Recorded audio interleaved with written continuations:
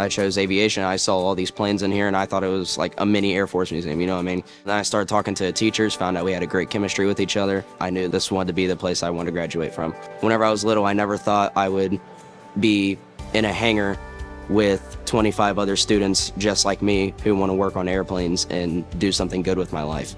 A lot of it during your junior year is classwork. You're focusing on getting your general so that you can be allowed to test for your airframe and power plant. We work on sheet metal, work on engines, we can remove fuselages, body panels off of the planes, just anything and everything we need to learn to become an A&P mechanic.